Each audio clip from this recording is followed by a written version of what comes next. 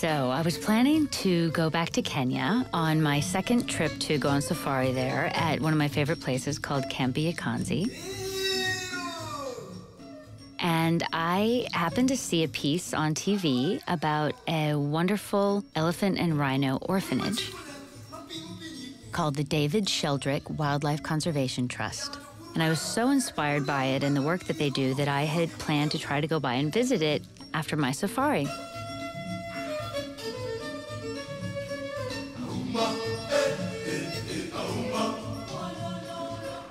So my friend Amy and I went to Kenya. It was very hot and very dry, and we found out that they were having a drought. One day when we were driving along, I saw an elder from the Maasai village who said that they had seen a baby elephant alone, which is very unusual, and we were concerned that poachers were in the neighborhood. One of the elders from this Maasai village did a traditional Maasai tracking technique. And we believe in Maasai we have some elders who are blessed to do such work. We started looking for the elephant. It took about 2 days to finally find the baby elephant in a very difficult area to get to, in the middle of lava rocks. Here's the baby. We had asked the orphanage in advance what to do when we found the baby elephant, and they had said to cover its eyes right away. And my friend Amy was the brave one who went forward with the shirt and tried to cover the baby elephant's eyes, but he charged her because he was very, very upset and afraid, and the shirt wasn't big enough, so he tried to eat it and stomp on it. After a few attempts, Amy and Luca and Hussein, one of our rangers, were successful with a large blanket covering the baby's eyes. And then we gave him water. He took it in his trunk and put it into his mouth. This was important because he was so dehydrated. We also took the water and wet down his skin because he was so hot. Very nice. Can you see how intelligent he is? He stopped fighting. Then we had to get him out of the rocky area to the truck to transport him to the airstrip.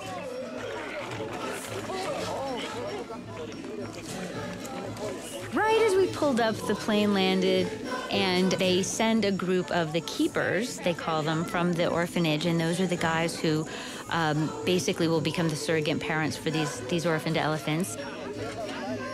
He had many large quarter-sized ticks, so they pulled those off, and they gave him a shot of antibiotics because usually they have parasites when they've been on their own. And they had brought this milk formula that they've developed at the orphanage, and they brought 3 huge wine bottle sizes of this milk, like a baby bottle.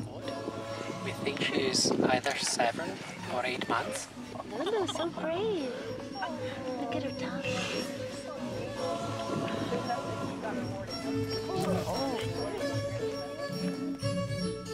We had a huge sense of relief, sense of celebration and euphoria that we'd saved this elephant.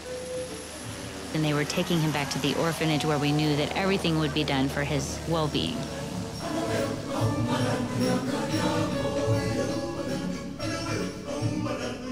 Recently, the government of Kenya and the other sub-Saharan African countries have decided to lift the ban on selling ivory, which has tragically increased the poaching of elephants for their tusks. This fact, along with the drought that Kenya is experiencing, has increased the number of elephant orphans. Amy and I went to the orphanage to visit, and he had been named Chaimu, which means the lava flow near the Chulu Hills. We adopted Chaimu for $50, which means that we get regular updates on how he's doing. We found out that he was blind in one eye and had a spot in the other eye, and that seems like it might have been why he was left behind. Remarkably, they've improved his eyes dramatically, and they even expect them to return to normal.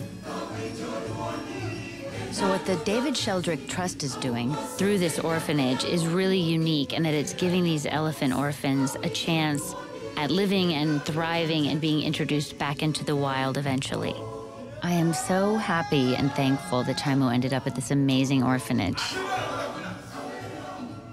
If you want to see how Chaimu's doing, you can go to the website where you can see his updates and you can make a donation.